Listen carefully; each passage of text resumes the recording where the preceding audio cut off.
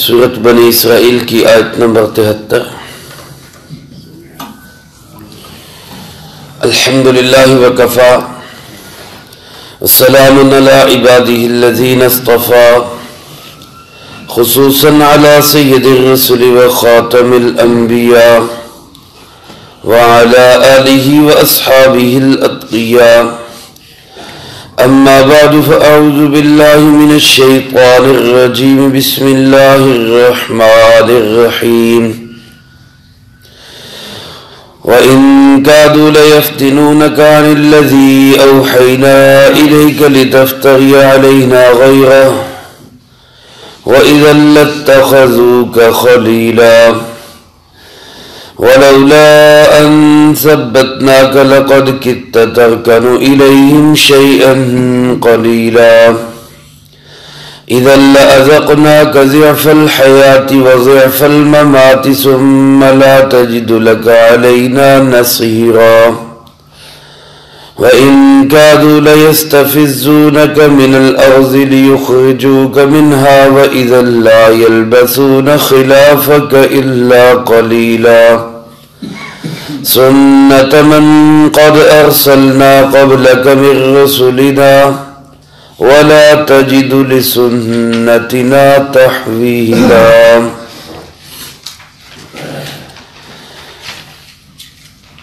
وَإِن كَادُوا لَيَفْتِنُونَكَ،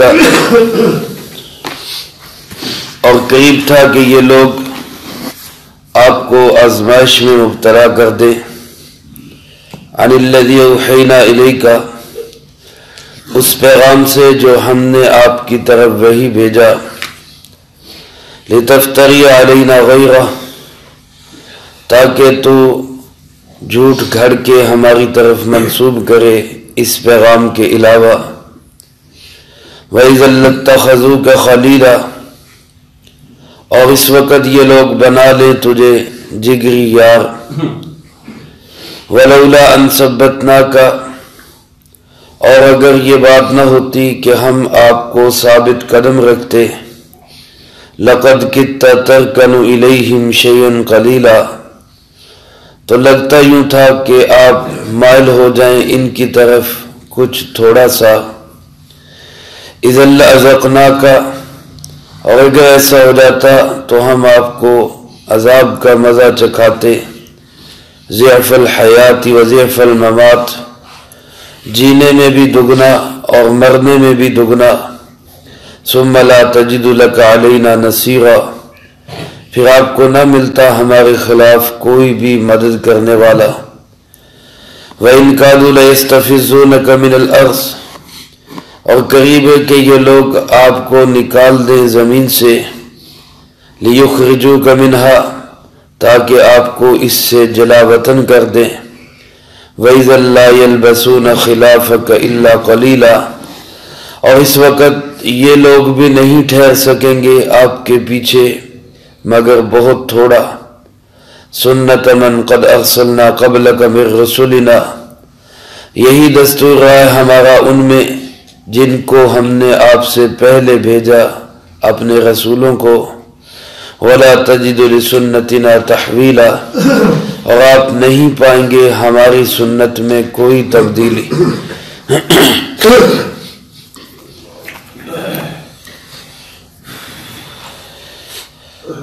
ان آیات مبارکہ کے اللہ پاک نے دو واقعات کے متعلق نازل فرمائی ہیں۔ کفار مکہ جن سے آپ صلی اللہ علیہ وسلم کو سب سے زیادہ اذیت بھی پہنچی، تکلیف بھی پہنچی، شدائد اور مصائب بھی پہنچے، اور ان کو آپ صلی اللہ علیہ وسلم سے شدید ترین اختلاف عقیدہ توحید اور عقیدہ آخرت میں تھا۔ دوسرا ایک بڑا اختلاف ان کو یہ تھا کہ عام غریب غربا لوگ، مسکین لوگ، ہمارے نوکر چاکر، وہ اس پہ ایمان لے آئے ہیں اور وہ اس کے غریب ترین بیٹھنے والوں میں سے ہے۔ ایک موقع ایسا آیا کہ کفار مکہ نے یہ پیشکش کی کہ ہم آپ پہ ایمان لے آتے ہیں، لیکن آپ اس کے لیے ایک کام کریں کہ یہ جو غریب غربا ہمارے نوکر چاکر غلام بلال خباب جیسے ہیں، آپ ان کو اپنی مجلس سے اٹھا دیں اور آپ ہمارے ساتھ الگ بیٹھیں، ہم خواص لوگ ہیں، آپ ہمارے ساتھ بیٹھیں۔ جناب نبی پاک صلی اللہ علیہ وسلم کے دل میں کچھ میلان آیا بھی اس بات کے متعلق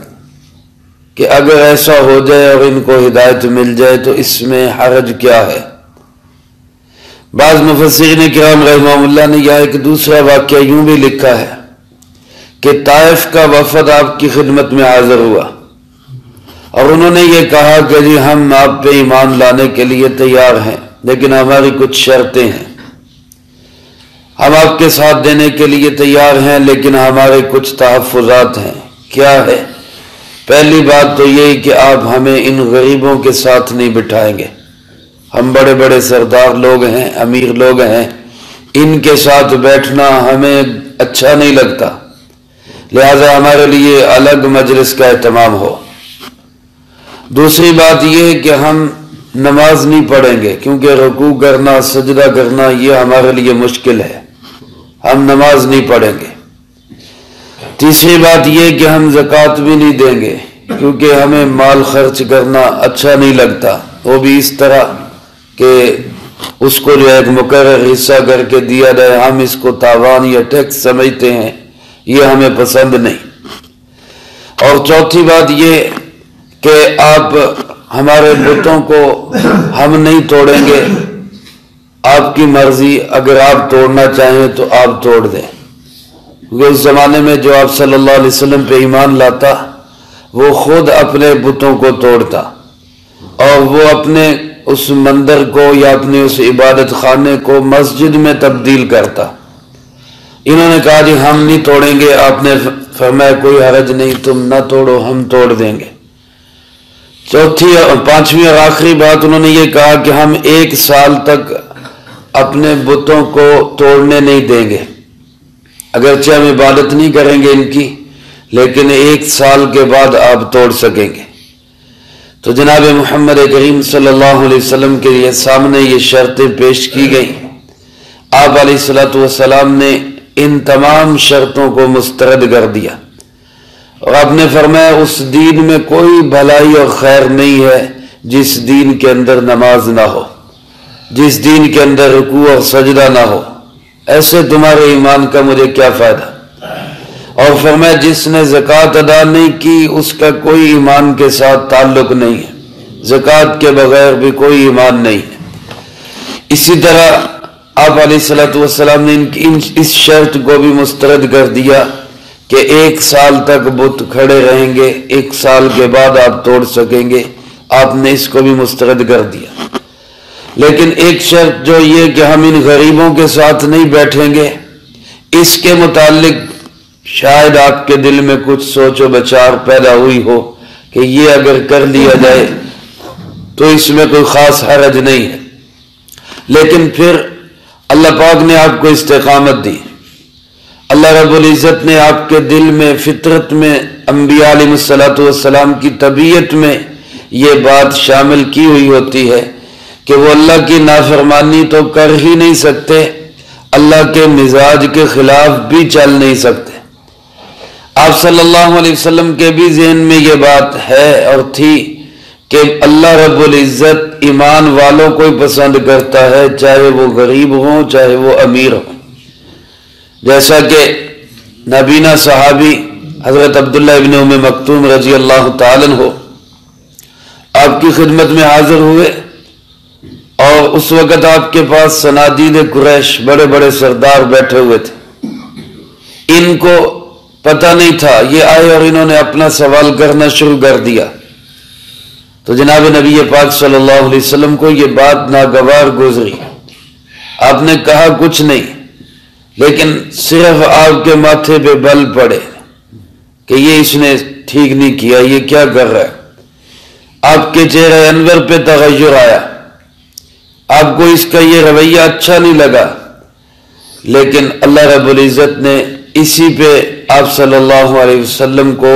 ایک محبوبانہ عتاب فرما دیا، پیار بھری ڈانٹ پلا دی۔ سورہ عبس کی ابتدائی آیات، عبس وتولی ان جاءہ الاعمی وما یدریک لعلہ یزکا، آپ نے رخ انور پھیر لیا، ماتھے پہ بل ڈال لیے، اس لیے کہ ایک نابینا آیا جبکہ وہ طالب بن کے آیا ہے، اور یہ جو پاس بیٹھے ہوئے ان کے اندر کوئی طلب نہیں، تو طالب کو زیادہ اہمیت دینی چاہیے تھی۔ اور آپ صلی اللہ علیہ وسلم بعد میں صحابی رسول عبداللہ ابن ام مکتوم رضی اللہ تعالیٰ عنہ کو دیکھتے تو فرمایا کرتے ھذا الذی زجرنی ربی، یہ وہ عظیم انسان ہے جس کی وجہ سے میرے رب نے مجھے بھی ڈانٹ پلا دی، یہ وہ عظیم انسان ہے۔ تو جناب نبی پاک صلی اللہ علیہ وسلم نے ان کفار کی تمام شرائط کو مسترد کر دیا، فرمایا ایمان لاتے ہو لاؤ، نہیں لاتے تو تمہاری مرضی، لیکن میں ان فقراء مساکین غرباء کو اپنے پاس سے اٹھانے کے لیے ہرگز تیار نہیں۔ اللہ پاک نے انہی آیات کو اس انداز میں بیان فرمایا، وَإِن كَادُوا لَيَفْتِنُونَكَ عَنِ الَّذِي أَوْحَيْنَا إِلَيْكَ، کہ ہو سکتا تھا، لگتا یوں تھا کہ یہ لوگ آپ کو اپنے دین سے اور اپنے پیغام سے بچلا دیں،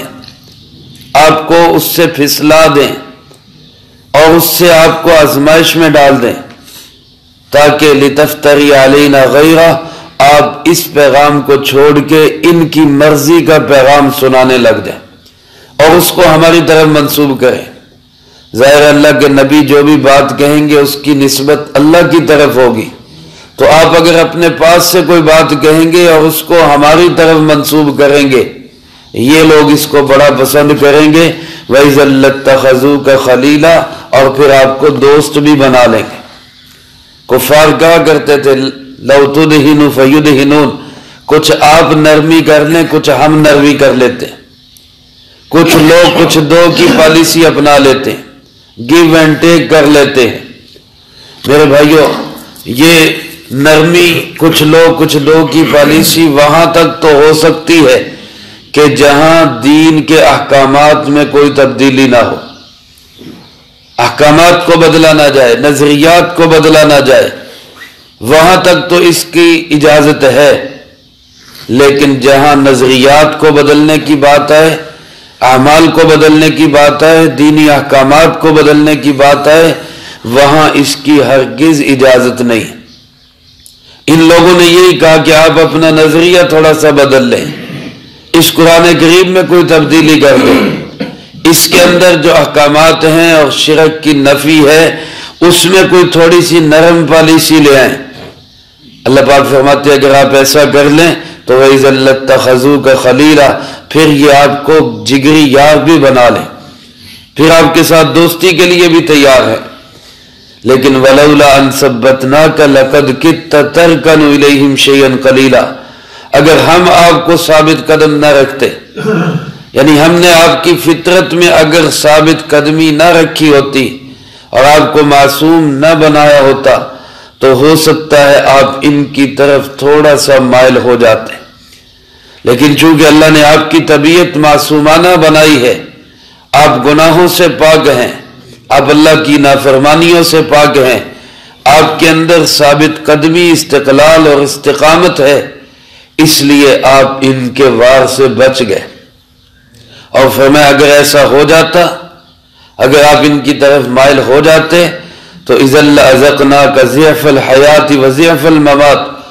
پھر ہم آپ کو عذاب کا مزہ چکھاتے، دنیا میں بھی دگنا اور موت کے بعد بھی دگنا۔ یہ میرے بھائیو جو نیک لوگ، قریبی لوگ ہوتے ہیں، مقرب ہوتے ہیں، ان کی پکڑ بھی اتنی زیادہ ہوتی ہے۔ جیسے ازواج مطہرات کا مقام بہت اونچا، اللہ نے فرمایا ساری امت کی مائیں ہو تم، ایسے ان کے متعلق کیا فرمایا من یأت منکن بفاحشۃ مبینہ یضاعف لها العذاب ضعفین، تم میں سے اگر کسی نے نافرمانی کا ارتکاب کیا تو اس کو عذاب بھی دگنا ملے گا۔ تو جن کا مقام جتنا اونچا ہوتا ہے ان کی پکڑ بھی اتنی زیادہ شدید اور سخت ہوتی ہے۔ اللہ پاک فرماتے اگر ایسا ہوتا تو دگنے عذاب میں مبتلا ہوتے، ثم لا تجد لك علینا نصیرا، اور پھر ہمارے خلاف کوئی مدد کرنے والا نہ ملتا۔ لیکن چونکہ اللہ نے آپ کی حفاظت فرمائی، آپ ایسا کر ہی نہیں سکے۔ اور دوسری آیت مبارکہ کے متعلق علماء نے لکھا ہے کہ ایک دفعہ یہودیوں نے کوشش کی کہ آپ صلی اللہ علیہ وسلم کو مدینے سے نکال دیں، اور علامہ ابن کثیر رحمۃ اللہ علیہ فرماتے ہیں یہ آیت مکی ہے اور اہل مکہ کے بارے میں نازل ہوئی کہ ان اہل مکہ نے آپ کو مکہ سے نکالنے کا زور لگایا اور بالآخر انہوں نے نکال دیا۔ اللہ پاک نے اسی کے متعلق فرمایا کہ یہ لوگ آپ کو کمزور کر رہے ہیں زمین کے اندر۔ استفزاز کا معنی ہوتا ہے کسی چیز کو ہلا کے اکھاڑ دینا تاکہ اس کو نکالا جائے۔ یہ آپ کو کمزور کر رہے ہیں، آپ کی قوت کو کمزور کر رہے ہیں تاکہ آپ کو یہاں سے نکال دیں۔ لیکن فرمایا ایک بات یہ بھی سن لیں، اگر جناب نبی پاک صلی اللہ علیہ وسلم کو یہاں سے نکال دیا گیا تو لا یلبسون خلافک الا قلیلا، ان کے پیچھے تم لوگ بھی چین سے بیٹھ نہیں سکو گے، پھر تمہیں بہت تھوڑا وقت ملے گا۔ چنانچہ علامہ ابن کثیر رحمۃ اللہ علیہ فرماتے ہیں یہی ہوا، آپ صلی اللہ علیہ وسلم کو اہل مکہ نے مجبور کیا، آپ نے مکہ چھوڑا، تشریف لے گئے۔ اس کے بعد محض سال 1.5 سال کا وقت گزرا اور یہ بھی چین سے نہیں گزرا کہ بدر کے اندر ان پہ اللہ کا عذاب مسلط ہوا اور 70 بڑے بڑے کافر مارے گئے۔ پھر احد، اس نے ان کی کمر توڑ دی۔ پھر غزوہ احزاب ہوا جہاں بالکل فانی اور شکست کھا گئے، اور اس کے بعد کبھی ان کو حملے کی جرت نہ ہوئی، اور صرف 8 سالوں کے اندر جناب محمد کریم صلی اللہ علیہ وسلم دوبارہ مکہ کے اندر فاتحانہ داخل ہو گئے، کیونکہ اللہ پاک نے پہلے کہا کہ اگر نبی کو نکال دیں گے علیہ الصلاۃ والسلام تو اس کے بعد یہ بھی ٹھہر نہیں سکیں گے، یہ بھی رہ نہیں سکیں گے۔ اور اللہ فرماتے ہیں یہ ہمارا پرانا دستور ہے، کوئی نئی بات نہیں، سنت من قد ارسلنا قبلک من رسلنا، ہم نے پہلے انبیاء علیہ الصلاۃ والسلام میں بھی یہی طریقہ رہا، جب ان کی قومیں مجبور کر کے ان کو ان کے علاقوں سے بے دخل کر دیتی اور اللہ کا نبی شہر چھوڑ کے چلا جاتا تو پھر وہ شہر بچا نہیں کرتے تھے، وہ تباہ ہو جایا کرتے تھے۔ اس لیے میرے بھائیوں، جنہوں نے جناب محمد کریم صلی اللہ علیہ وسلم کو نکالنے کی کوشش کی اور جس شہر سے نکالا اس شہر میں وہ لوگ بھی چین سے بیٹھ نہیں سکے، لیکن چونکہ وہ مکہ مکرمہ تھا، وہاں اللہ کا گھر تھا، اس پہ عذاب اس شکل میں آیا کہ ان کا تسلط ختم ہو گیا، ان کی چودراہٹ وہاں سے ختم ہو گئی، اور اللہ نے مکہ فتح کر کے جناب محمد کریم صلی اللہ علیہ وسلم کو عطا فرما دی۔ علماء فرماتے ہیں آج اگر دیندار لوگوں کی مخالفت ہوگی، اہل دین کی مخالفت ہوگی، قرآن والوں کی مخالفت ہوگی، اور ان کو ہم کہیں کہ ان کو ہم شہروں سے نکال دیں، بے دخل کر دیں اور ان کی آواز کو دبا دیں، تو پھر یہ بھی سن لیں کہ یہ بھی شہروں میں رہ نہیں سکیں گے، یہ بھی چین سے ان کو بھی زندگی نصیب نہیں ہوگی۔ اللہ پاک کا طریقہ یہی ہے، اور اللہ فرماتے ہیں وَلَا تَجِدُ لِسُنَّتِنَا تَحْوِيلًا، ہماری سنت کے اندر کوئی تبدیلی نہیں، ہمارے طریقے کے اندر کوئی تغیر نہیں، ہم نے جو پہلے نبیوں کی قوموں کے ساتھ کیا وہی آج کے نبی جناب محمد کریم صلی اللہ علیہ وسلم کے نافرمانوں کے ساتھ ہوگا۔ اس لیے اگر آج ہم دنیا میں عزت سے جینا چاہتے ہیں اور سکون سے جینا چاہتے ہیں تو اس کا ایک ہی راستہ ہے، جناب محمد کریم صلی اللہ علیہ وسلم کا دامن تھام لیا جائے۔ اور یہ دعوت تمام دنیا کے قوموں کے لیے، سارے اقوام کے لیے، یہود و نصارہ کے لیے، تمام ممالک کے لیے، کہ اگر دنیا کو امن، سکون، چین کا گہوارہ بنانا ہے تو آؤ اس نظام پہ چلیں جو نظام اللہ نے بنایا اور جو نظام جناب محمد کریم صلی اللہ علیہ وسلم نے بتلایا۔ اس کے بغیر چین نہیں مل سکتا۔ اللہ ہم سب کو اس کا یقین نصیب فرمائے اور اس کی سمجھ نصیب فرمائے، اور جو کہا سنا اس کو زندگی میں لا کے دوسروں تک پہنچانے کی توفیق عطا فرمائے۔ اللہم لک الحمد کما ینبغی لجلال وجہک وعظیم سلطانک، اللہم لا احصی ثناء علیک انت کما اثنیت علی نفسک، اللہم لک الحمد کما انت اہلہ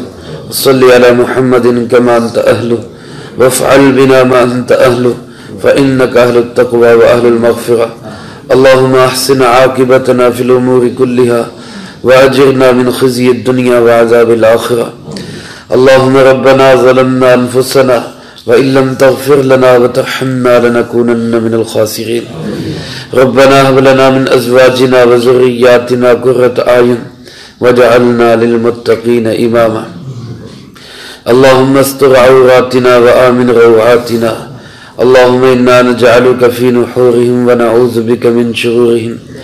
اللهم ربنا تقبل منا إنك أنت السميع العليم وتب علينا إنك أنت التواب الرحيم. رب ارحمهما كما ربياني صغيرا. وصلى الله على النبي الكريم وعلى آله وأصحابه أجمعين برحمتك يا أرحم الراحمين.